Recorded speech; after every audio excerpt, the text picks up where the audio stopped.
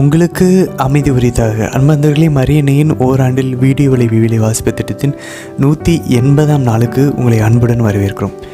அன்பந்தர்கள், இன்றைக்கி நம்ம 2 அரசர்களில் 13ஆம் அதிகாரமும் 14ஆம் அதிகாரமும் வாசிக்கப் போகிறோம்.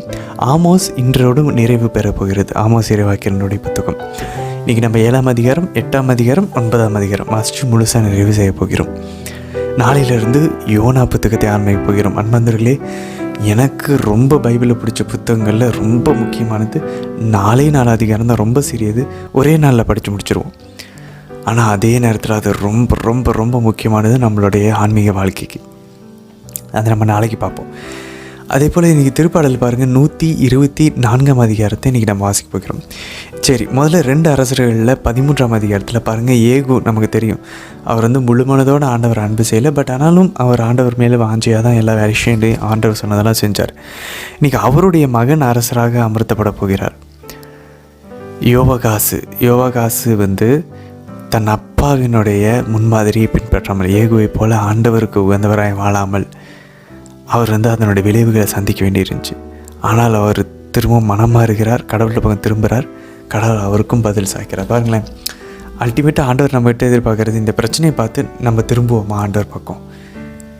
சிம்பிள் ரூட் அன்பார்ந்தவர்களே. இது சாத்தான் குழப்பி வச்சுருக்கான். பிரச்சனைக்கு அதுக்கும் சம்மந்தம் இல்லை, அதெல்லாம் வரும் அப்படின்னு சொல்லி இது அதுன்னு சொல்லி. ஆக்சுவலாக டைரெக்டாக ஆண்டவர் தெளிவாக இங்கே நம்ம கூறுகிறார். அவர் நம்மை பண்படுத்துவதற்காக இது எல்லாத்தையும் அனுமதிக்கிறார்னு சொல்லி.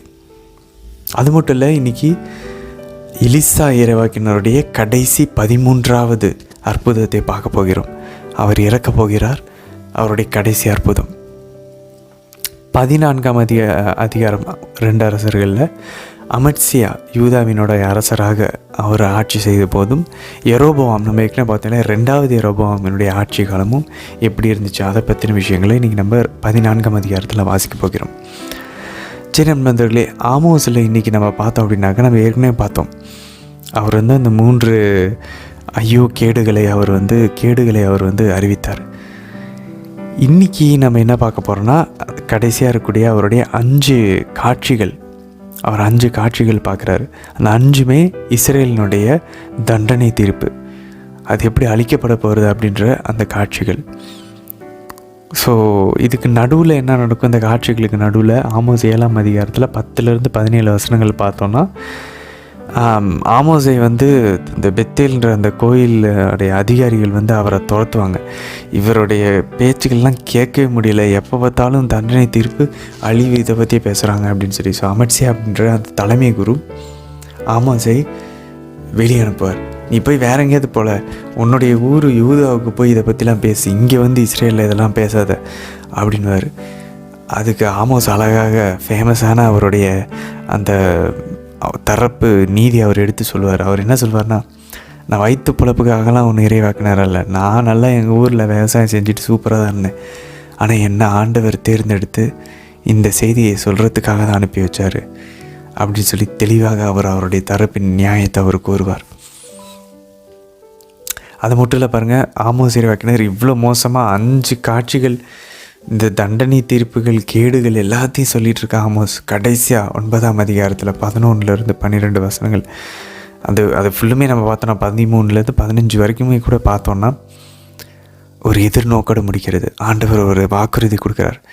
தாவீதின் கூடாரத்தை, அவருடைய வீட்டை ஆண்டவர் திரும்ப கட்டப் போகிறார். அந்த வீட்டு எல்லா இனத்தார் மீதும் ஆட்சி செய்யும், எல்லாமே அதில் இணைவாங்க. அதே போல் பாருங்கள், 13லேருந்து 15 வசனங்கள் வாசிச்சோன்னா ஏதேன் தோட்டத்தை போன்ற விவரங்கள் திரும்ப வரும். அப்படின்னா ஆண்டவர் திரும்பவும் ஒரு ஏதேன் தோட்டத்தை உருவாக்கப் போகிறார். எங்கே?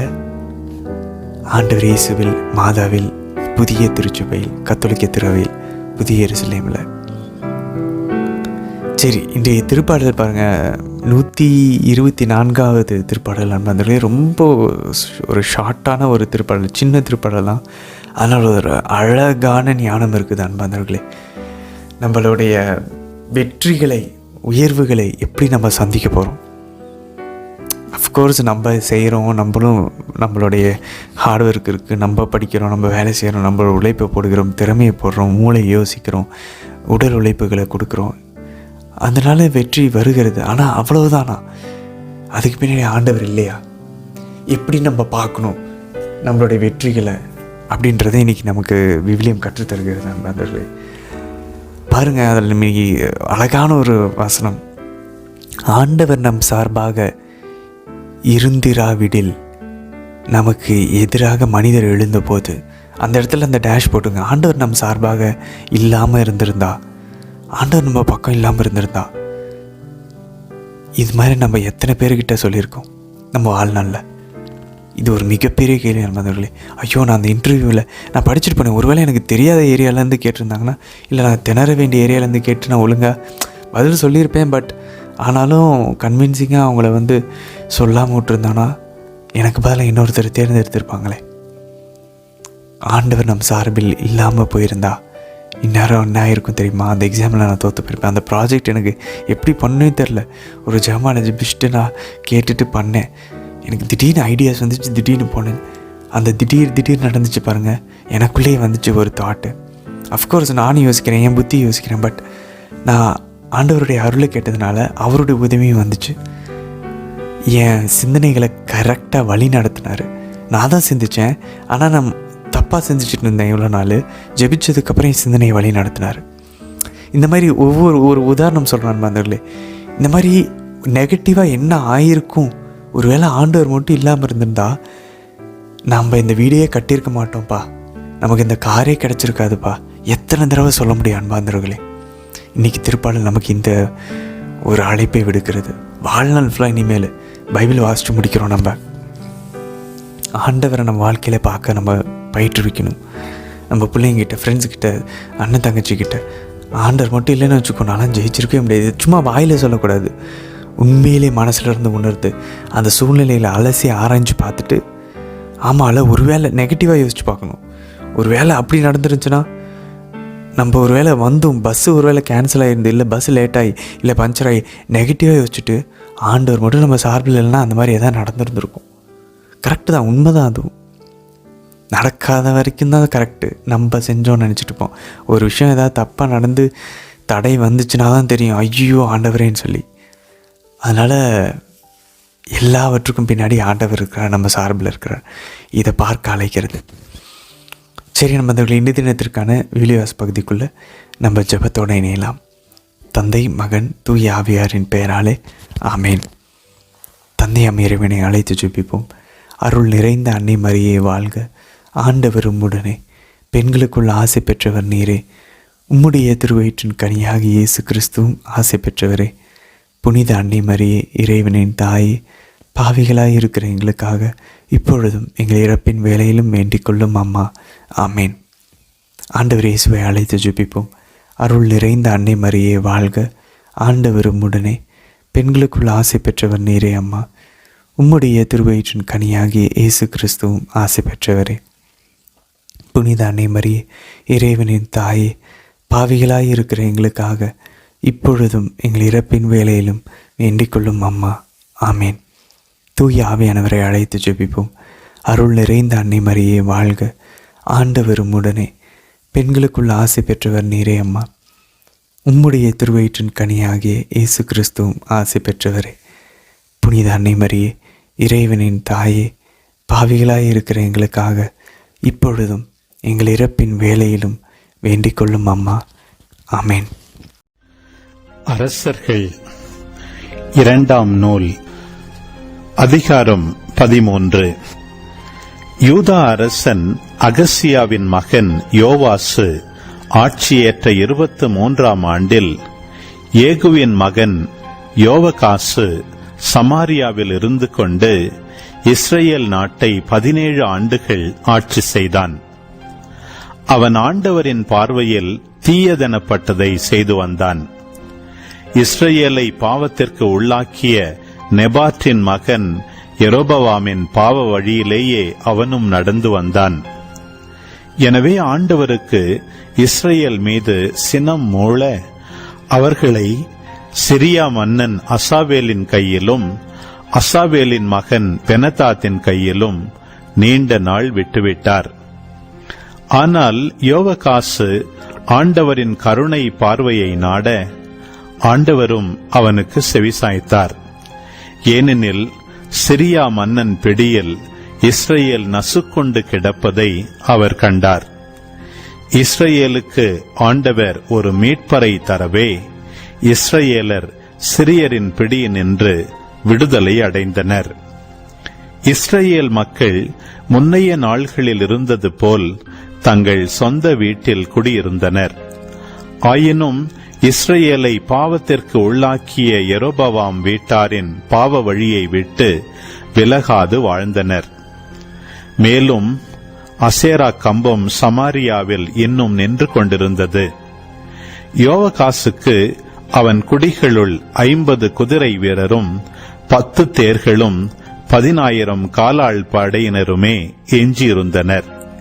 ஏனெனில் சிரியா மன்னன் அவர்களை அழித்து போரடிக்கும் களத்து தூசி போல் ஆக்கியிருந்தான். யோவாகாசின் பிற செயல்களும் அவன் செய்தவை யாவும் அவன் பேராற்றலும் இஸ்ரேல் அரசர்களின் குறிப்பேட்டில் எழுதப்பட்டுள்ளன அல்லவா? யோவாகாசு தன் மூதாதையருடன் துயல் கொண்டு சமாரியாவில் அடக்கம் செய்யப்பட்டான். அவனுக்கு பின் அவன் மகன் யோவாசு அரசனானான்.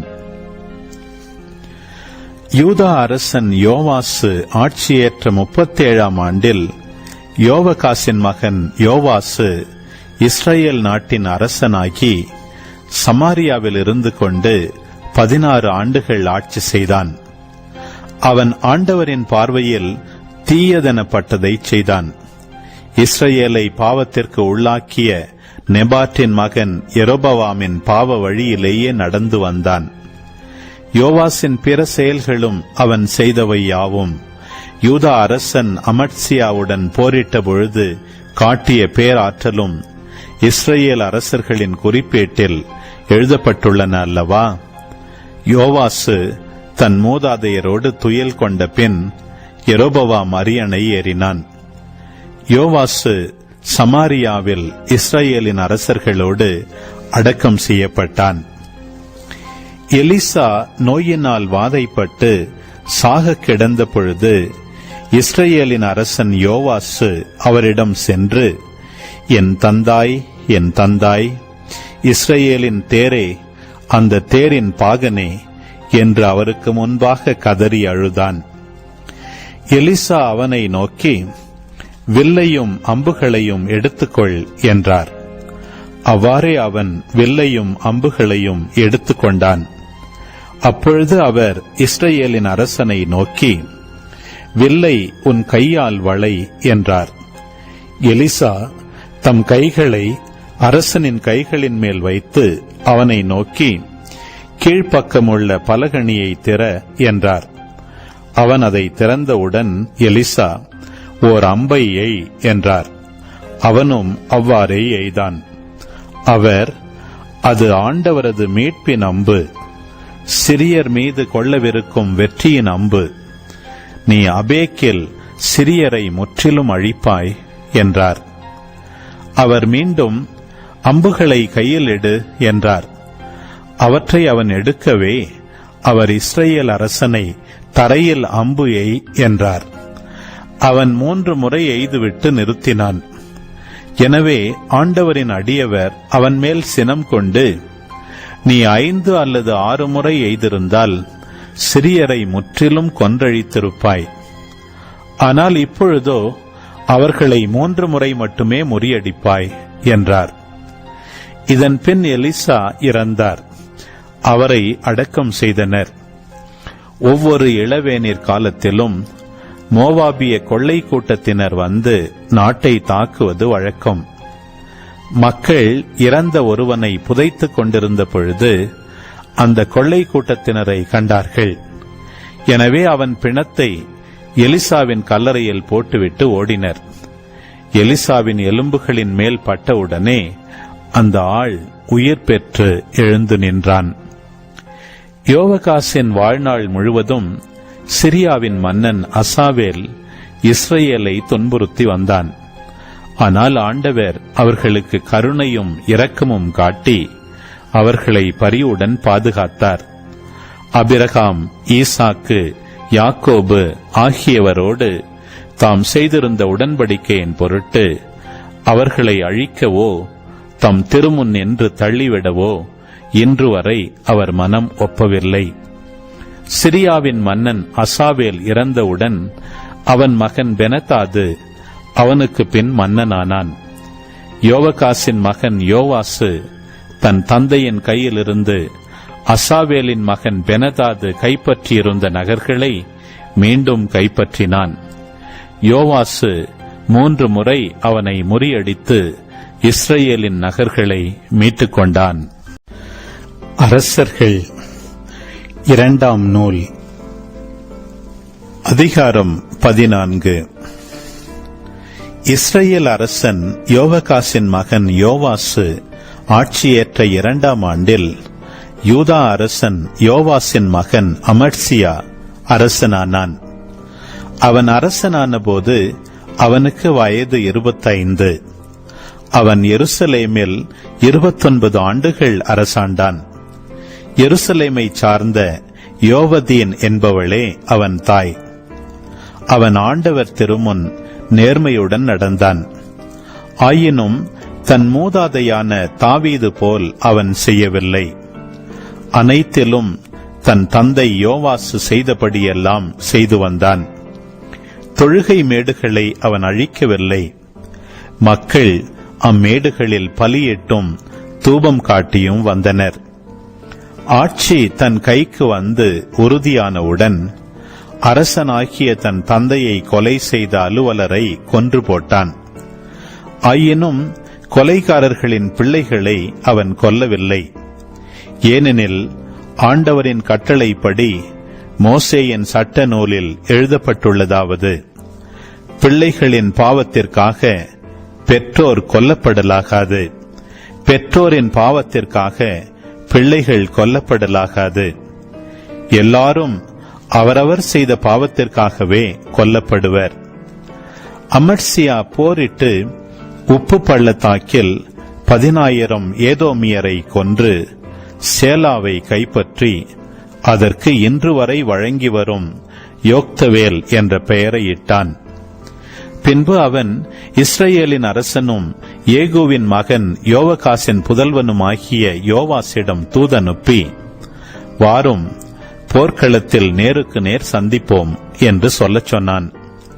அதற்கு இஸ்ரேலின் அரசன் யோவாசு யூதாவின் அரசன் அமத்சியாவிடம் ஆள் அனுப்பி, லெபனோனின் நெருஞ்சி செடி லெபனோனின் கேதுரு மரத்திடம் தூதனுப்பி, என் மகனுக்கு உன் மகளை மணமுடித்துக் கொடு என்றதாம். ஆனால் லெபனோனின் விலங்கு ஒன்று அவ்வழியே போகையில் நெருஞ்சிச் செடியை மிதித்து போட்டதாம். நீ ஏதோமியரை முறியடித்தது உண்மைதான். எனவே நீ நெஞ்சிலே செருக்குற்றாய், பெருமைப்பட்டுக்கொள். ஆனால் உன் வீட்டினுள்ளே தங்கியிரு. நீயும் உன்னோடு யூதாவும் வீழ்ச்சியுறவா தீமையை நீ நாடுகிறாய் என்று சொன்னான். அதற்கு அமத்சியா செவி கொடுக்கவில்லை. எனவே இஸ்ரேலின் அரசன் யோவாசு போருக்கு புறப்பட்டு வந்தான். அவனும் யூதா அரசன் அமத்சியாவும் யூதாவை சார்ந்த பெத்செமேசில் நேருக்கு நேர் மோதிக்கொண்டனர். யூதாவின் மக்கள் இஸ்ரேலரிடம் தோல்வியுற்று தம் வீடுகளுக்கு ஓட்டம் பிடித்தனர். இஸ்ரேலின் அரசன் யோவாசு பெத்செமேசில் அகசியாவின் மகனான யோவாசின் புதல்வனும் யூதாவின் அரசனுமான அமத்சியாவை கைது செய்து எருசலேமை தாக்கச் சென்றான். அவன் எருசலேமின் மதிற்சுவரில் எப்ராயிம் வாயில் முதல் மூலை வாயில் வரை 400 முழ நீளம் இடித்து தள்ளினான். ஆண்டவரின் இல்லத்திலும் அரச மாளிகையின் கருவூலங்களிலும் காணப்பட்ட எல்லா பொன்னையும் வெள்ளியையும் தட்டுமுட்டு சாமான்கள் அனைத்தையும் கவர்ந்து கொண்டான். மேலும் அவன் சிலரை பிணையாளராக பிடித்துக் கொண்டு சமாரியாவுக்கு திரும்பிச் சென்றான். யோவாசின் பிற செயல்களை பற்றியும் யூதா அரசன் அமத்சியாவுடன் இட்ட போரில் அவன் காட்டின பேராற்றலை பற்றியும் இஸ்ரேல் அரசர்களின் குறிப்பேட்டில் எழுதப்பட்டுள்ளது அல்லவா? யோவாசு தன் மூதாதையரோடு துயில் கொண்டு சமாரியாவில் இஸ்ரேல் அரசர்களின் கல்லறையில் அடக்கம் செய்யப்பட்டான். அவனுக்கு பின் அவனுடைய மகன் யெரொபெயாம் அரசனானான். இஸ்ரேல் அரசன் யோவகாசின் மகன் யோவாசு இறந்த பின் யூதா அரசனான யோவாசின் மகன் அமட்சியா 15 ஆண்டுகள் உயிர் வாழ்ந்தான். அமட்சியாவின் பிற செயல்கள் யூதா அரசர்களின் குறிப்பேட்டில் எழுதப்பட்டுள்ளன அல்லவா? எருசலேமில் சிலர் அமட்சியாவுக்கு எதிராக சூழ்ச்சி செய்தனர். எனவே அவன் லாக்கீசுக்கு தப்பி ஓடினான்.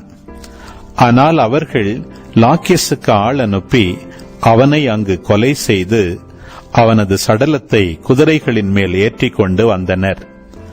அவன் மூதாதையருடன் எருசலேமில் தாவீதின் நகரில் அடக்கம் செய்யப்பட்டான். பின்னர் யூதா மக்கள் எல்லாரும் 16 வயதினனாயிருந்த அசரியாவை தேர்ந்தெடுத்து அவனை அவன் தந்தை அமட்சியாவுக்கு பதிலாக அரசனாக்கினர். அமட்சியா தன் மூதாதையரோடு துயில் கொண்ட பின் அவன் ஏலத்து நகரை மீண்டும் உருவாக்கி யூதாவுடன் இணைத்துக் கொண்டான். யூதா அரசனும் யோவாசின் மகனுமான அமட்சியா ஆட்சியேற்ற 15ஆம் ஆண்டில் இஸ்ரேல் அரசனும் யோவாசின் மகனுமான யெரொபெயாம் சமாரியாவில் அரசனானான். அவன் 41 ஆண்டுகள் ஆட்சி செய்தான். அவன் ஆண்டவரின் பார்வையில் தீயதனப்பட்டதை செய்தான். அவன் இஸ்ரேலை பாவத்திற்கு உள்ளாக்கிய நெபாட்டின் மகன் யெரொபெயாமின் பாவ வழியை விட்டு அகலவில்லை. இஸ்ரேலின் கடவுளான ஆண்டவர் தம் அடியவரும் கத்கேப்பரை சார்ந்த அமித்தாயின் மகனுமான இறைவாக்கினர் யோனாவின் மூலம் உரைத்த வாக்கின்படியே யெரொபெயாம் அமாத்து கணவாய் முதல் அராபாக் கடல் வரை இஸ்ரேலுக்குரிய நிலப்பகுதிகளை மீண்டும் இணைத்துக் கொண்டான். ஏனெனில் இஸ்ரேலர் மிக கடுமையாக துன்புறுவதையும் அவர்களுக்கு துணை செய்ய அடிமையோ குடிமகனோ எவனும் இல்லை என்பதையும் ஆண்டவர் கண்டார். ஆனால் ஆண்டவர் இஸ்ரேலின் பெயரை வானத்தின் கீழிருந்து அழித்து விடுவதாக கூறியிருக்கவில்லை. எனவே அவர் அவர்களை யோவாசின் மகன் யெரொபெயாமின் மூலம் விடுவித்தார். யெரொபெயாமின் பிற செயல்கள், அவனுடைய அனைத்து செயல்பாடுகள், போரில் அவன் காட்டிய பேராற்றல், யூதா நாட்டுக்கு உரிமையாயிருந்த தமஸ்கு, ஆமாத்து ஆகிய நகர்களை இஸ்ரேல் நாட்டுடன் இணைத்துக் கொண்ட முறை ஆகியன பற்றி இஸ்ரேல் அரசர்களின் குறிப்பேட்டில் எழுதப்பட்டுள்ளன அல்லவா? யெரொபெயாம் தன் மூதாதையரான இஸ்ரேல் அரசர்களுடன் துயில் கொண்டான். அவனுக்கு பின் அவன் மகன் செக்கரியா அரசனானான். ஆமோஸாகமம் அதிகாரம் 7. தலைவராகிய ஆண்டவர் எனக்கு காட்டிய காட்சி இதுவே. அரசனுக்கென முதல் புல்லறுப்பு செய்தான பின் 2ஆம் பருவத்தில் பொற்கள் துளிர்க்கத் தொடங்கும் வேளையில் அவர் வெட்டுக்கிளி கூட்டங்களை உருவாக்கிக் கொண்டிருந்தார்.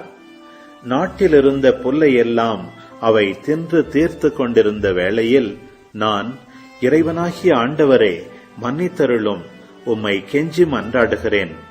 யாக்கோபு எப்படி நிலை நிற்கப் போகிறான்? அவன் மிகச் சிறியவன் அல்லவா என்றேன். ஆண்டவரும் இதை குறித்து மனம் மாறினார். இது நிகழாது என்றார் தலைவராகிய ஆண்டவர். தலைவராகிய ஆண்டவர் எனக்கு காட்டிய காட்சி இதுவே. தலைவராகிய ஆண்டவர் தண்டனை தீர்ப்பாக நெருப்பு மழையை வருவித்தார். அந்த நெருப்பு ஆழ்கடலை வற்றச் செய்து நிலத்தையும் விழுங்கிக் கொண்டிருந்தது. நான், தலைவராகிய ஆண்டவரே, இதை நிறுத்தியருளும், உம்மை கெஞ்சி மன்றாடுகின்றேன். யாக்கோபு எப்படி நிலை நிற்கப் போகின்றான்? அவன் மிகச் சிறியவன் அல்லவா என்றேன். ஆண்டவரும் இதை குறித்து மனம் மாறினார். இதுவும் நிகழாது என்றார் தலைவராகிய ஆண்டவர். ஆண்டவர் எனக்கு காட்டிய காட்சி இதுவே. தூக்கு நூல் குண்டின் துணை கொண்டு கட்டப்பட்ட ஒரு மதில் அருகில் அவர் நின்று கொண்டிருந்தார். அவர் கையில் ஒரு தூக்கு நூல் குண்டு இருந்தது. ஆமோஸ், நீ காண்பதென்ன என்று ஆண்டவர் என்னை பார்த்து கேட்டார். நான், அது தூக்கு நூல் குண்டு என்றேன். தலைவர் தொடர்ந்து சொன்னார், தூக்கு நூல் குண்டை என் மக்களாகிய இஸ்ராயேலின் நடுவில் தொங்கவிடப் போகிறேன். இனி நான் அவர்கள் நடுவே ஒருபோதும் கடந்து செல்லப் போவதில்லை. ஈசாக்கின் உயர்ந்த இடங்கள் பாழாக்கப்படும். இஸ்ரவேலின் புனித இடங்கள் பாலைவெளி ஆக்கப்படும். யெரொபெயாம் வீட்டாருக்கு எதிராக நான் வாளெடுத்து வருவேன். பிறகு பெத்தேலின் குருவாகிய அமர்சியா என்பவன் இஸ்ரவேலின் அரசன் யெரொபெயாமுக்கு இவ்வாறு சொல்லி அனுப்பினான். இஸ்ரவேல் வீட்டாரிடையே ஆமோஸ் உமக்கு எதிராக சதி செய்கிறான்.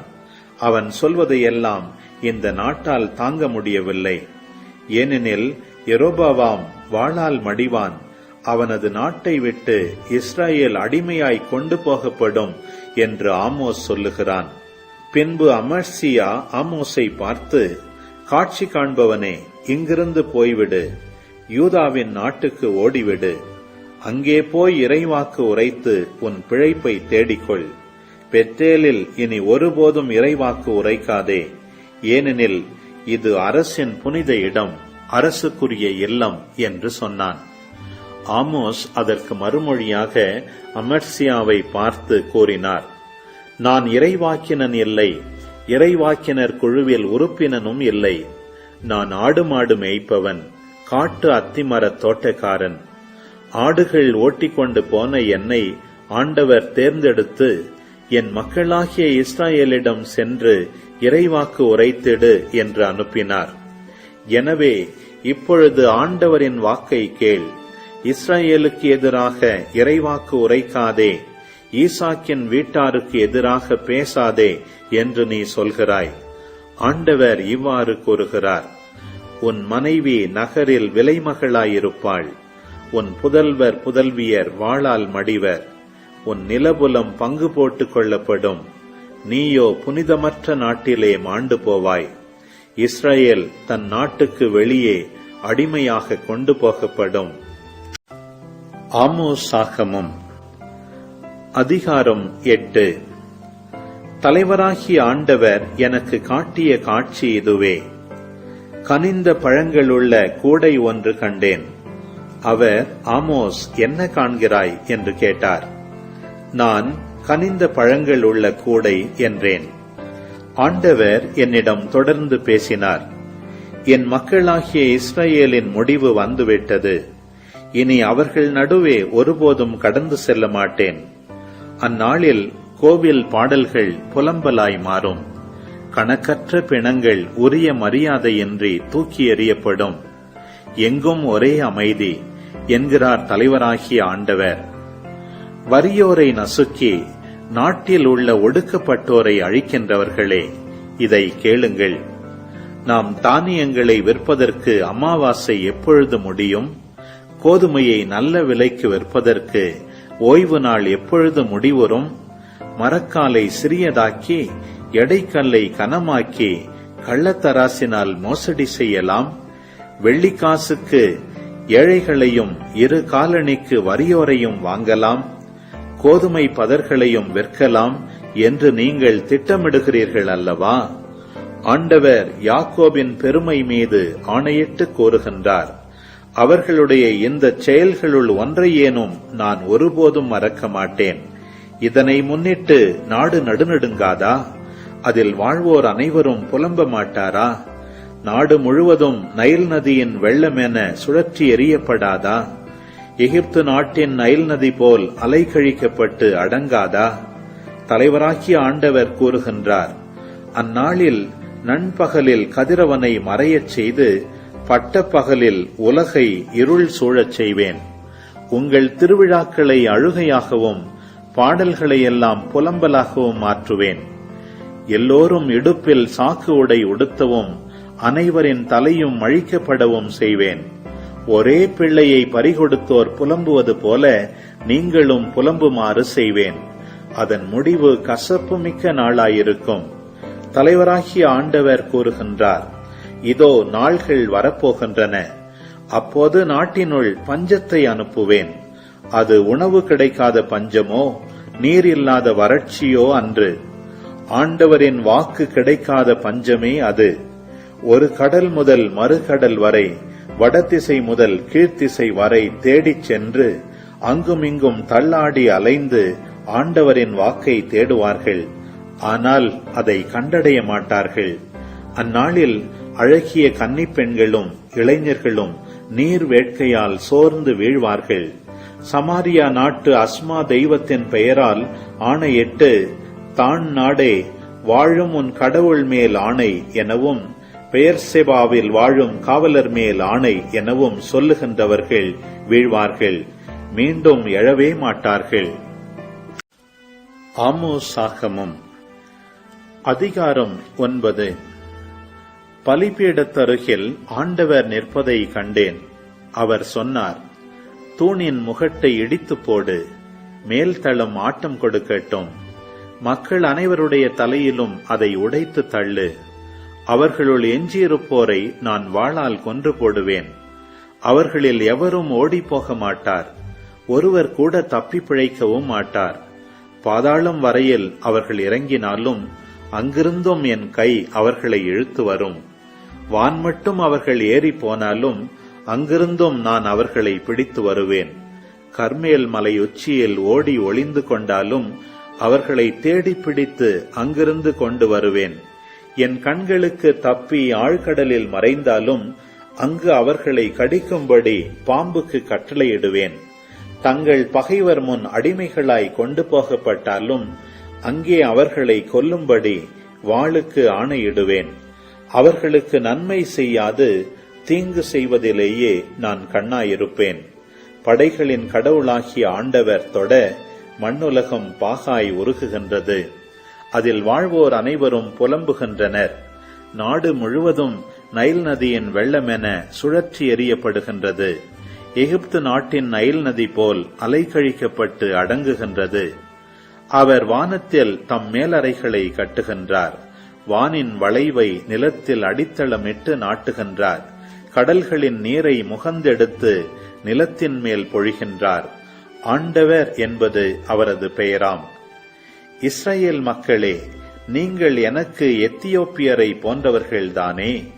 இஸ்ரேல் மக்களை எகிப்து நாட்டினின்றும் பெலிஸ்தியரை கப்தோரிலிருந்தும் சிரியரை கீரிலிருந்தும் நான் அழைத்து வரவில்லையா என்கிறார் ஆண்டவர். தலைவராகிய ஆண்டவரின் கண்கள் பாவம் செய்யும் அரசை உற்று பார்க்கின்றன. மண்ணுலகில் இராதபடி அதை நான் அழித்து விடுவேன். ஆயினும் யாக்கோபின் வீட்டாரை நான் முற்றிலும் அழிக்க மாட்டேன் என்கிறார் ஆண்டவர். நான் ஆணை பிறப்பிப்பேன். எல்லா மக்களினங்கள் நடுவிலும் இஸ்ரேல் வீட்டாரை சல்லடையில் தானியத்தை சலிப்பது போல சலிக்கப் போகின்றேன். ஆயினும் கோதுமை மணி ஒன்றும் தரையில் விழாது. தீமை எங்களை அணுகாது, எங்கள் மேல் வராது என்று என் மக்களுள் எந்த பாவிகள் கூறுகின்றார்களோ அவர்கள் அனைவரும் வாளால் மடிவார்கள். அந்நாள்களில் விழுந்து கிடக்கும் தாவீதின் கூடாரத்தை மீண்டும் உயர்த்துவேன். அதிலுள்ள கிழிசல்களை பழுது பார்த்து சிதைந்தவற்றை சீர்படுத்தி பண்டை நாளில் இருந்தது போல் மீண்டும் கட்டி எழுப்புவேன். அப்பொழுது ஏதோமில் எஞ்சியிருப்போரையும் எனது பெயரை தாங்கியிருக்கும் பிற இனத்தார் அனைவரையும் அவர்கள் தங்கள் உடைமையாக்கிக் கொள்வார்கள் என்கிறார் இதை செயல்படுத்தும் ஆண்டவர். இதோ நாள்கள் வரப்போகின்றன. அப்போது அறுவடை செய்வோரை உழுவோரும் கனிபிழிவோரை விதைப்போரும் தொடர்ந்து முன்னேறுவர். மலைகள் இனிய ரசத்தை பொழியும், குன்றுகள் தோறும் அது வழிந்தோடும் என்கிறார் ஆண்டவர். என் மக்களாகிய இஸ்ரவேலை முன்னைய நன்னிலைக்கு கொண்டு வருவேன். அவர்கள் பாழடைந்த நகர்களை திரும்ப கட்டி அவற்றில் குடியேறுவார்கள். திராட்சை தோட்டங்களை அமைத்து அவற்றின் கனிரசத்தை அருந்துவார்கள். பழத்தோட்டங்கள் அமைத்து அவற்றின் கனிகளை உண்பார்கள். அவர்களை தங்கள் நாட்டில் மீண்டும் நான் வேரூன்றச் செய்வேன். நான் அவர்களுக்கு அளித்திருக்கும் நாட்டிலிருந்து இனி ஒருபோதும் அவர்கள் பிடுங்கப்பட மாட்டார்கள் என்கிறார் உங்கள் கடவுளாகிய ஆண்டவர். திருப்பாடல் 124. ஆண்டவர் நம் சார்பாக இருந்திராவிடில் இஸ்ரேல் மக்கள் சொல்வார்களாக, ஆண்டவர் நம் சார்பாக இருந்திராவிடில் நமக்கு எதிராக மனிதர் எழுந்தபோது அவர்களது சினம் நம்மேல் மூண்டபோது அவர்கள் நம்மை உயிரோடு விழுங்கியிருப்பார்கள். அப்பொழுது வெள்ளம் நம்மை மூழ்கடித்திருக்கும், பெருவெள்ளம் நம்மீது புரண்டோடியிருக்கும், கொந்தளிக்கும் வெள்ளம் நம்மீது பாய்ந்தோடியிருக்கும். ஆண்டவர் போற்றி போற்றி. எதிரிகளின் பற்களுக்கு அவர் நம்மை இரையாக்கவில்லை. வேடர் கண்ணியின் என்று தப்பி பிழைத்த பறவை போல் ஆனோம். கண்ணி அருந்தது, நாம் தப்பி பிழைத்தோம். ஆண்டவரின் பெயரே நமக்கு துணை. விண்ணையும் மண்ணையும் உண்டாக்கியவர் அவரே. ஆமேன்.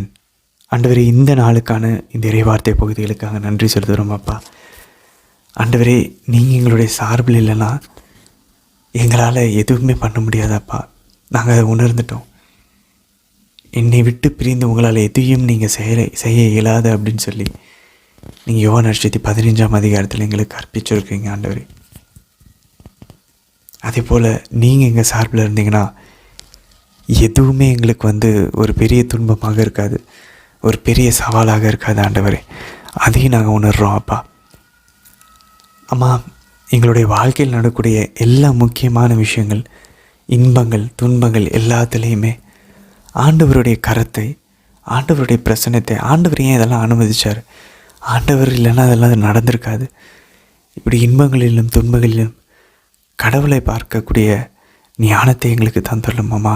ஞானத்தின் இருப்பிடமே, எங்களுக்காக வளர்ந்து பேசியல்லும் அம்மா. தந்தை, மகன், தூய ஆவியாரின் பெயராலே ஆமேன். அன்பார்ந்தவர்களே, இன்றைய தினத்துக்கான விளக்குவரை ரொம்ப சுருக்கமானது தான். இன்றைக்கி பாருங்கள், 2 அரசர்கள் 13ஆம் அதிகாரம் 14ஆம் அதிகாரத்தில் 13 4ஆம் வசனத்தில் பாருங்கள். ஆனால் யோவகாசு ஆண்டவரின் கருணை பார்வையை நாட ஆண்டவரும் அவனுக்கு செவி சாய்த்தார். அன்பார்ந்தவர்களே, பாருங்களேன், அவர் எதிர்பார்க்கறது அதுதான். நம்ம தாழ்த்தி கொண்டு அவர் கூட ஒரு உறவில் இருக்கணும். ஆண்டவரின் கருணை பார்வையை நாட ஆண்டவரும் அவருக்கு செவி சாய்த்தார். ஆண்டவர் நமக்கு செவி சாய்க்கணுமா? அவரை நாடணும், அவரை தேடணும், நன்மையை தேடணும். அதான் நமக்கு பைபிள் சொல்லித்தருது. அவருக்கு நம்ம அந்த தாழ்ச்சி வேணும்னு எதிர்பார்க்குறாரு. நம்மளையே நம்ம கடவுள் ஆக்கிக்கக்கூடாது. ஸோ ஆண்டவர் என்ன பண்ணார் பாருங்கள், 5ஆம் வசனம் சொல்லுது பாருங்கள். இஸ்ரேலுக்கு ஆண்டவர் ஒரு மீட்பரை தரவே இஸ்ரேல் சிரியரின் பிடியில் இன்று விடுதலை அடைந்தனர். இந்த மீட்பர் யார்? வரவிருக்கக்கூடிய உண்மையான மெசியா ஆண்டவர் இயேசுவாகிய மீட்பருக்கு முன்னடையாளமாக இருக்கிறார். அப்போ இந்த யோகாசு ஆண்டவரின் கருணையின் பார்வையை நாட ஆண்டவர் ஒரு மீட்பரை அனுப்பினார், இஸ்ரேலை சிரியரின் பிடியிலிருந்து விடுவிக்க. இங்கே மாதா தாழ்நிலையில் இருந்த தம் அடியவரை தயையுடன் கடைக்கண் நோக்கினார். இந்நாள் முதலாம் தலைமுறை என்னை பேருடையாள் என்று வாழ்த்திடுமே. அப்போ தாழ்நிலையில் இருந்த அந்த மாதாவை ஆண்டவர் தயவுடன் கடைக்கண் நோக்குனதுனால என்ன நடந்துச்சு? ஒரு மீட்பரை ஆண்டவர் அனுப்பினார். இங்கே யோவாகாஸ் ஆண்டவரை தேடினார், இஸ்ரேலுக்கு மீட்பு வந்துச்சு. மாதா இங்கே ஆண்டவரை தேடினாங்க, அவருடைய கருணை கண்ணை ஆண்டவரிடம் அருளை கண்டடைந்தாங்க. ஆண்டவரும் மாதாவை கடைக்கண் நோக்கினார், இந்த உலகுக்கு மீட்பு வந்துச்சு. ஸோ யோகாஸ் ஆண்டவர் மாதாவுக்கு ஒரு முன்னடையாளமாக இருக்கிறார். அந்த மீட்பர் யாருன்னே தெரில, குறிப்பிடப்படலை. ஆனால் அந்த மீட்பர் ஆண்டவர் இயேசுக்கு முன்னடையாளமாக இருக்கிறார். அது மட்டும் இல்லை பாருங்கள் அன்பந்தவர்களே, இன்றைக்கி பாருங்கள், திருப்பண்டங்கள், புனிதர்களின் திருப்பண்டங்களை நம்ம ஏன் மரியாதை செலுத்தணும், கனப்படுத்தணும்? யோசிச்சு பார்ப்போமே, இறந்து போனவர்களை ஹிந்து முறைப்படி பார்த்தோம் அப்படின்னா ஹிந்து சகோதரர்கள் அதை தொடக்கூட மாட்டாங்க. அது இருந்த இடம்லாம் தீட்டு நினைப்பாங்க. நம்ம இறந்த புனிதர்களுடைய அவங்க உடலை தொட்ட பொருட்களை எல்லாம் எடுத்துகிட்டு வந்து அவங்களாம் அதை ஒரு அசுத்தமாக பார்ப்பாங்க. நம்ம அதை தூய்மையாக பார்க்குறோம். எப்படி? ஏன்னா இன்றைக்கி நீ எலிசா இறைவாக்கினர் பாருங்கள், ரெட்டிப்பான ஆசீர்வாதத்துடைய வல்லமை பாருங்கள், அவருடைய அபிஷேகத்தின் வல்லமை. எலியா உயிரோடு இருக்கும்போது தான் அதிசயம் பண்ணார், எலிசா செத்ததுக்கப்புறமா அதிசயம் பண்ணார். அதனால தான் பாருங்கள், புனிதர்களுடைய பழைய ஏற்பாடு புனிதர்களே எப்படின்னா புதிய ஏற்பாடின் புனிதர்கள் எவ்வளோ வல்லமை இருக்கும். அதனால தான் திருச்சபை இதை பண்ணுது. அது மட்டும் இல்லை, புதிய ஏற்பாடில் நம்ம பார்க்குறோம் பாருங்கள், புனித பவுல் மேலே கைக்கொட்டைகளை வச்சுட்டு அதை கொண்டு போய் நோயாளிகள் மேய்ச்சா நோய் குணமாகுது. புனித பேதுருனுடைய நிழல் பட்டால் கூட குணமாகுது. அப்போ புனிதர்களுடைய உடலில் இருந்த உறுப்புகள், எலும்புகள், முடி, அவங்க போட்டிருந்த ட்ரெஸ்ஸு, அவங்க பயன்படுத்தின பொருட்கள் எவ்வளவு அந்த புனிதரின் பிரசன்னத்தை கொண்டு வரும். அதனால தான் பாருங்கள், எக்ஸாசிசம் பண்ணுற பேய் ஓட்டக்கூடிய ஃபாதர்கள் சொல்கிறாங்க, இந்த திருப்பண்டங்களை எடுத்துக்கொண்டு போய் பேய் ஓட்டுற அந்த சடங்குல திருப்பண்டங்களை கொண்டு வந்தால் அந்த பேய்கள் எப்படி பேசுதான், புனிதர்கிட்ட பேசுகிற மாதிரி பேசுதான். நம்ம நினச்சிட்டோம் அவங்களுடைய நினைவு, அவங்களுடைய பிரசன்னத்தை தான் கொண்டு வரும். இல்லை, ஒரு திருப்பண்டத்தை கொண்டு வரும்போது அந்த புனிதரே அங்கே இருக்கிறாராம். ஸோ எனக்கு தெரிஞ்சு நிறையா என்னுடைய வாழ்விலுமே புனித அன்னை தெரசாவினுடைய திருப்பண்டத்தினால நிறைய அற்புதங்கள் நடந்திருக்கு, நோய்கள் குணமாக இருக்குது. குறிப்பாக எனக்கு தெரிஞ்சு 2 நோய்கள் தெளிவாக குணமாயிருக்கிறது. ஒன்று வந்து டயபெட்டிஸ் அல்சர், இன்னொன்று வந்து ஒரு சைக்கலாஜிக்கல் ஃபிசிக்கல் செயலிழந்து முடக்குவாதம் கடந்தவர்கள் குணமாயிருக்காங்க புனித அன்னை தெரசாவினுடைய திருப்பண்டத்தினால. எனக்கு தெரிஞ்சு ஃபஸ்ட் ஹேண்டு சோர்ஸு அந்த மாதிரி பாருங்களேன். புனிதர்களுடைய திருப்பண்டம் எலிசாவை போல் அவ்வளோ பவர்ஃபுல்லாக இருக்குது. ஒரு பரிசுத்தமாய் வாழ்ந்தால் இறந்ததுக்கு அப்புறம் கூட எவ்வளோ புதுமைகள் அற்புதங்கள் நடக்குது பாருங்கள் நண்பர்களே.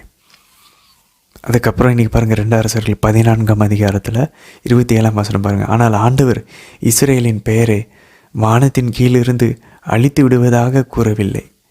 எனவே அவர் அவர்களை யோவாசின் மகன் யெரொபெயாமின் மூலம் விடுவித்தார்.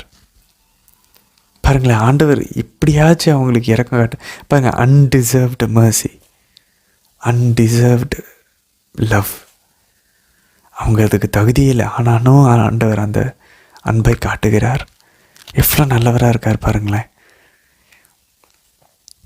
அதுக்கப்புறம் ஆமோஸில் பாருங்கள் 7ஆம் அதிகாரத்தில் ஆண்டவர் 2 தடவை பாருங்கள் ஆமோஸினுடைய பரிந்துரையினால் ஆண்டவர் அழிக்காமல் விடுகிறார். அவர் ஒரு காட்சி பார்க்குறாரு, இவ்வளோ மோசமாக இருக்குது. அந்த காட்சியிலே அவர் ஜெபிக்கிறாரு, எப்படியாச்சும் நிறுத்திடுங்க ஆண்டவர் அப்படின்னு சொல்லி. ஆண்டவர் நிறுத்துறாரு. ஆமோஸ் ஜெபிச்சு ஆண்டவர் மனதை மாற்றிக்கொள்கிறார். மோசே ஜெபிச்சு ஆண்டவர் மனதை மாற்றிக்கொள்கிறார். இந்த இடத்துல ஆண்டவர் மனசை மாத்திரன்னு நம்ம சொல்ல முடியாது அன்பர்களே. அது என்ன சொல்கிறாங்கன்னா ஒரு கோஆர்டினேஷன் அப்படின்றாங்க. அப்படின்னா நம்ம என்ன ஜெபிக்கணும் அப்படின்றத ஆவியில் நமக்குள்ளேருந்து உணர்த்துகிறார். அந்த ஜெபம் ஆக்சுவலாக ஆண்டவர் வந்து மனசை மாற்றணுன்றது தான் அவருடைய எண்ணம். அவர் வந்து அழிக்க மாட்டார். ஆனால் அதை பண்ணுறதுக்கு ஆமோஸனுடைய ஒத்துழைப்பு, அவருடைய ஜெபத்தை அவர் அதுக்கேற்ற சூழ்நிலையை ஏற்படுத்தி அவருக்குள்ளே உந்துதல் கொடுத்து ஜெபிக்க வச்சு அது பதில் கொடுக்குறார். மோசேவுக்கும் அதே மாதிரி தான். இஸ்ரேல் மக்கள் அழிக்க வேணான்றது தான் அவருடைய எண்ணம். ஆனால் அது மோசே சொல்லி அவரை ஜெபிக்க வச்சு அதை அவர் நிறைவேற்றுகிறார். ஸோ அதனால் அந்த ஜெபம் வந்து அவர் கொடுக்குற அந்த விஷயத்தினுடைய வேல்யூ, அதோடைய மதிப்பை தெரிய வைக்குது. எதுக்கு ஆண்டவர் இப்படிலாம் பண்ணணும்? அழகாக அதுக்கு அழிக்க மாட்டேன்னு சொல்லிட்டு போயிட்டு தானே. ஏன் இப்படி? அவர் ஏமாத்தலை. அவர் அழிக்காமல் விடுறதுனுடைய அந்த மகத்துவத்தை தெரிஞ்சுக்க வைக்கிறார். நான் அழிக்க போகிறேன், அதுதான் உன்னுடைய த டிசர்விங் ஜட்ஜ்மெண்ட், ஜஸ்டிஸ். இஸ்ரேல் மக்களை அழிக்கணும், ஏன்னா அவங்க பருக்கன்று குட்டிகளை வணங்கினாங்க. அதே போல் இங்கே வந்து ஆமோஸின் இடத்துல நிறையா அவங்க வந்து விபச்சாரத்தில் ஈடுபட்டிருக்காங்க, பாவத்தில் ஈடுபட்டிருக்காங்க, சிலை வழிபாட்டில். அவங்க அழிக்கப்படணும். இதுதான் நடக்க போது. நான் நெருப்பு வர வைக்க போகிறேன், வெட்டுக்கிளை வர வைக்க போகிறேன். இது அவங்களோட நீதியை ஆண்டவர் வெளிப்படுத்துகிறார். ஆக்சுவலாக அவர் அழிக்க போகிறது இல்லைன்னு அவருக்கு தெரியும். ஏன்னா ஆண்டவருக்கு கடந்த காலமும் தெரியும், வருங்காலமும் தெரியும், நிகழ்காலத்தையும் அவருக்கு நன்றாக தெரியும். இஸ் அன் அன்மூவ்டு மூவர். அவர் யாரும் மாற்ற முடியாது. இஸ்ரேலின் ஆண்டவர் மாறக்கூடியவர் அல்ல, அவர் மாறாதவர், நிலையாக இருப்பவர். அப்போ அவர் மனசை இப்போ நம்ம மாற்ற போகிறதில்ல. அவர் எதுதான் பண்ண போகிறான்னு அவருக்கு தெரியும். ஆனால் அவர் பண்ண போகிறதுனுடைய மகத்துவத்தை தெரிய வைக்கிறதுக்காக நீ இதுக்கு தான் தகுதி, உன்னை நெருப்பிலையும் வெட்டுக்கிளையிலையும் அழிக்க வைக்கிறது தான் தகுதி அப்படின்னு வெளிப்படுத்துகிறார். இதுதான் செய்ய போகிறேன், இதுதான் செய்யணும். அப்போ ஆமோஸ் பரிந்துரை, மோசேயின் பரிந்துரை மனசை மாற்றப்ப, இவ்வளோ பெரிய விஷயம் நமக்கு வந்து வேண்டியது, நம்ம ஆண்டவருடைய இறக்கத்தினால தான் நம்ம தப்பிச்சிருக்கோன்றது புரிய வருது. ஸோ இதுதான் நடக்குது அன்பார்ந்தவர்களே இங்கே. அப்போ மாதாவுடைய பரிந்துரையும் புனிதருடைய பரிந்துரையும் எவ்வளோ பவர்ஃபுல்லாக இருக்கும் பாருங்கள். நமக்கு 15ஆம் வசனம் பாருங்கள். ஆடுகள் ஓட்டி கொண்டிருந்த என்னை ஆண்டவர் தேர்ந்தெடுத்து என் மக்களாகிய இஸ்ரேலிடம் சென்று இறைவாக்கு உரைத்திடு என்று அனுப்பினார். அவர் அழகாக சொல்கிறார் பாருங்கள். ஆடுகள் மேய்க்கிறவரை தூக்கி அரியணையில் உட்கார வைக்கிறார், ஆடுகளை மேய்க்கிறவரை தூக்கி இறைவாக்கினர் ஆக்குறார். சரி, அதுக்கப்புறம் பாருங்கள் 8ஆம் அதிகாரம் ஆமோஸ் 11ஆம் வசனம். இதோ நாள்கள் வரப்போகின்றனர், அப்பொழுது நாட்டில் உள்ள பஞ்சத்தை அனுப்புவேன். அது உணவு கிடைக்காத பஞ்சமோ நீர் இல்லாத வறட்சியோ அன்று, ஆண்டவரின் வாக்கு கிடைக்காத பஞ்சம் அது. அன்பாந்தர்களே, இப்படிப்பட்ட ஒரு பஞ்சத்தில் தான் நம்ம இருக்கோம். அன்பாந்தர்களே, எவ்வளோ மோசமான சூழல் நம்ம போயிட்டுருக்கோம் தெரியுமா? ஒரு குறிப்பிட்ட டைம்லலாம், என்னுடைய சிறு வயதெல்லாம் ஒரு பவர்ஃபுல்லான ஒரு ப்ரீச்சரே இல்லை. நான் ஒரு 25 வயசு 26 வயசு வர வரைக்கும் ஒரு பவர்ஃபுல்லான ஆண்டவர் வார்த்தை அறிவிக்கிற யாரையுமே 25 வருஷத்தில் நான் பார்க்கல. அதுக்கப்புறம் தான் ஃபாதர் ஸ்டீஃபன், ஃபாதர் வர்கீஸ் இவங்களெல்லாம் பார்க்க ஆரம்பித்தது. அப்போ பாருங்களேன், ஆண்டவர் வாக்கு கிடைக்காத பஞ்சம் அப்போது இஸ்ரேல் மக்களுக்கு வந்துச்சு. ஒரு சைலண்ட் பீரியட் இருந்துச்சு, இறைவாக்கினர் இல்லை ஆண்டவர் இயேசு வருவதற்கு முன்பாக. ஆனால் இப்போது திரும்பவும் அது நடந்துட்டு தான் இருக்குது. ஆனால் ஆண்டவர் ஒரு புது எழுப்புதலையும் கொண்டு வந்துட்டுருக்காரு. திருச்சபையில் நிறைய பேர் மனமாறுறாங்க, நிறைய ஊழியர்கள் எழுப்பி கொண்டிருக்கார் ஆண்டவர், குறிப்பாக கத்தோலிக்க திருச்சபையில். அதுக்கப்புறம் ஆண்டவர் தம் வாக்காகிய ஆண்டவர் இயேசுவையே அனுப்பினார். இப்போது அதை தான் நம்ம 9th சாப்டரில் பார்த்தோம், 9ஆம் அதிகாரத்தில். பாருங்கள், 11லேருந்து 12 வசனங்கள். அந்நாள்களில் விழுந்து கிடக்கும் தாவீதின் கூடாரத்தை மீண்டும் உயர்த்துவேன், அதில் உள்ள கிளிச்சல்களை பழுது பார்த்து சிதைந்தவற்றை சீர்படுத்த அவர் அதை செய்ய போகிறாராம். அந்த பண்டை நாட்டில் இருப்பது போல மீண்டும் கட்டி எழுப்புவேன் தாவீதின் குடும்பத்தை. அப்பொழுது ஏதோமில் எஞ்சியிருப்போரையும் எனது பெயரை தாங்கியிருக்கும் பிற இனத்தார் அனைவரையும் அவர்கள் தங்கள் உடைமையாக ஆக்கிக் கொள்வார்கள். பாருங்களேன், கடவுளுடைய பிளான் பாருங்கள். ஆபிரகாம்கிட்ட சொன்னால் பாருங்கள், உன் வழியே உன் வித்தின் வழியே மக்களினங்கள் எல்லாத்தையும் ஆசீர்வதிப்பேன். அதை தாவீதுகிட்ட கொண்டு வந்து தாவீதை கட்டி எழுப்புறதன் மூலிமா அவருடைய கூடாரத்தை, அவருடைய வீட்டை, என்ன நடக்குது? எஞ்சி இருக்கிற அவருடைய பேரை தாங்கியிருக்கிற வேற்றினத்தார்கள் எல்லாம் அவர்கள் தங்கள் உடைமைகளாக ஆக்கிக் கொள்வார்கள். அன்பார்களே, இதை டைரக்டாக திருச்சபையின் தந்தையர்கள், ஏன் அப்போஸ்தலர்கள் 12 பேரில் புனித யாக்கோபு, அப்போஸ்தலர் பணி 15ஆம் அதிகாரம் 1-19 வசனம் பாருங்கள். அந்த முதல்ல எருசலேம் சங்கத்தில் இவங்களை விருத்த சேதனம் செய்யலாமா செய்யக்கூடாதுன்னு பிறத்தவர்களை பற்றி இவங்கெல்லாம் ஆலோசிக்கும் போது, அப்போ பாருங்கள் அழகாக புனித யாக்கோபு டைரெக்டாக இந்த ஆமோஸ் 9ஆம் அதிகாரம் 11-12 வசனங்களை அவர் மேற்கோள் காட்டி சொல்கிறார். தாவீதின் வீட்டை ஆண்டவர் இப்போது இந்த திருச்சபையின் வழியாக, புதிய உடன்படிக்கையின் வழியாக கட்டியிருக்கிறார். அதனால தான் பாருங்கள், தாவீதின் வீட்டாராகிய புனித யோசேப்புக்கும் தாவீதின் வழிமரபாகிய தேவ மாதாவுக்கும் ஆண்டவர் இயேசுவை பிறக்க வைக்கிறார். எப்படி வீட்டை கட்டினாரு? அந்த வழிமரபில் மெஸ்ஸியாவை வர வச்சு. எங்கே கனெக்ஷன்ஸ் இருக்குது பாருங்கள், எங்கே தொடர்பு இருக்குது பாருங்கள் அனுமந்தர்களே. கிமு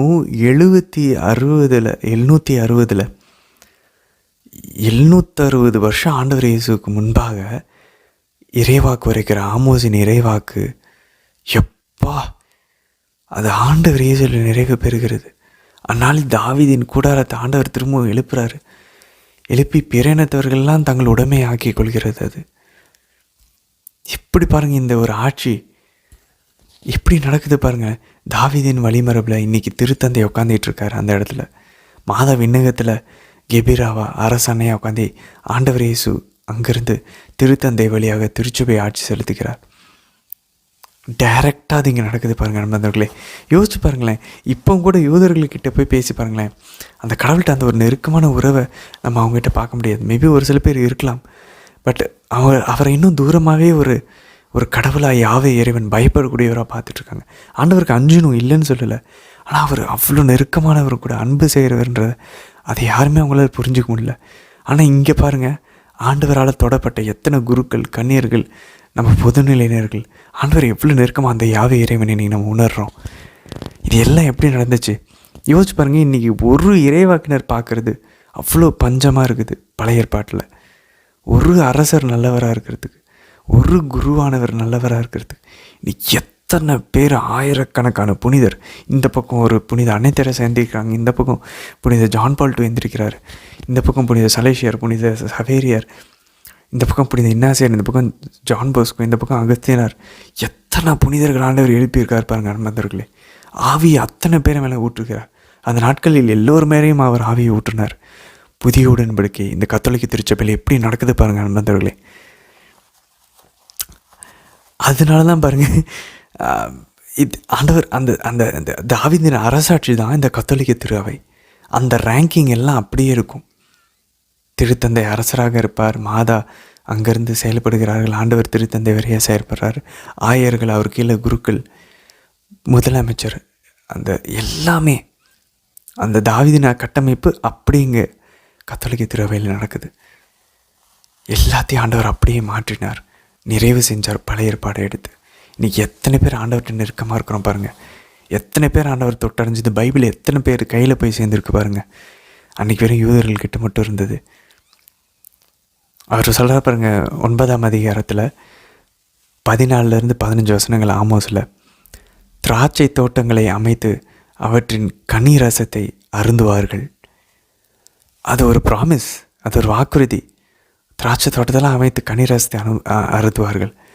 மாதா கணவர் திருமணத்தில் வந்து டைரெக்டாக கேட்குறாங்க, கனி ரசம் திராட்சை ரசம் தீர்ந்து விட்டது, அவர்களுக்கு இல்லை என்று.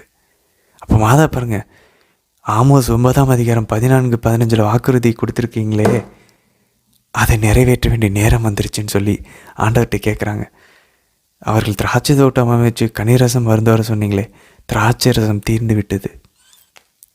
லெபனானினுடைய அந்த நறுமணத்தை போல திராட்சைகள், லெபனானின் திராட்சை கனி ரசத்தை போல உங்கள் நறுமணம் பரவும் சொல்கிறாங்களே, அந்த கனி ரசம் வேணும்னு கேட்குறாங்க மாதா. புதிய உடன்படிக்கை வேணும், அந்த வாக்குறுதிகள் எப்போ நிறைவேறும்னு கேட்குறாங்க வந்து மாதா. எப்படி இருக்குது பாருங்க அன்பர்களே, ஷீஸ் பிகினிங். அப்படி கேட்டு புதிய உடன்படிக்கை ஆரம்பிச்சுக்கிறாங்க. அதுக்கப்புறம் பாருங்கள், ஏதேனுடைய அந்த நிகழ்வுகள்லாம் பல தோட்டங்கள் அமைத்து அவற்றின் கனிகளை உண்பார்கள். அவர்களை தங்கள் நாட்டில் மீண்டும் நான் வேரூன்று செய்வேன். நான் அவர்களுக்கு அளித்திருக்கும் நாட்டிலிருந்து இனி ஒருபோதும் அவர்களை பிடுங்கி எறிய மாட்டார்கள். அன்பாருங்களே, அந்த தோட்டத்தில் பாருங்களேன், வேரூன்று செய்வார்களாம், கனிகளை உண்ணுவார்களாம், பல தோட்டங்களை அமைத்து. ஆண்டவர் திரும்ப ஒரு தோட்டத்தை அமைப்பாராம், ஏதேன் தோட்டத்தை போல. ஆனால் அதில் யாரை வேரூன்ற வைப்பார்? திராட்சை செடியாகிய ஆண்டவர் இயேசுவை, திராட்சை கொடி, அதன் கிளைகளாக நம்ம இருப்போம். பாருங்கள், இஸ்ரேலை சும்மா நட்டு வச்சார், அது பிடுங்கி எறியப்பட்டது. ஏன்னா அது தன்னை நம்பி தன்னை சார்ந்து அது நட்டு வைக்கப்பட்டது. இப்போது புதிய இஸ்ரவேல் டைரக்டாக நட்டு வைக்கப்படல, ஆண்டவர் இயேசுவை நட்டு வைத்து கடவுளே அதனுடைய கொடியாக இருக்கிறார். இப்போ கடவுளை யார் பறிக்க முடியும்? இப்போ நம்ம we are grafted on to Christ. கிறிஸ்துவில் நாம் இணையும் போது அந்த கொடியோட இப்போது நம்ம நிலைச்சு நின்று நம்மளுடைய கொடி பரவும், அதன் கிளைகள் பரவும். நம்ம பார்த்தோம் இல்லையா, ஓசேயா இறைவாக்கினர், ஆமோஸ் இறைவாக்கினர் எல்லாம் இதுதான் சொல்கிறாங்க இறைவாக்கினர்கள். அந்த கொடி ஆண்டவர் இயேசு கிறிஸ்து, தலையாகிய ஆண்டவர் இயேசு, அவருடைய உடலாக, அந்த கொடியின் கிளைகளாக, மறை உடலாக திருச்சபை இருக்குது. நம்மளாம் அதன் உறுப்பினர்களாக இருக்கிறோம். சரி அன்பர்களே, நம்ம தொடர்ந்து பயணிப்போம். நாளை தினத்திற்கான வீடியோவில் சந்திக்கலாம். அன்பர்களே, நாளைக்கு யோனாவை பார்க்க போகிறோம். ரொம்ப முக்கியமான ஒரு புத்தகம். யோனாவை நீங்கள் மறக்கவே மாட்டீங்க. சரி அன்பர்களே, நாளைக்கு நம்ம சந்திக்கலாம். ஆமேன்.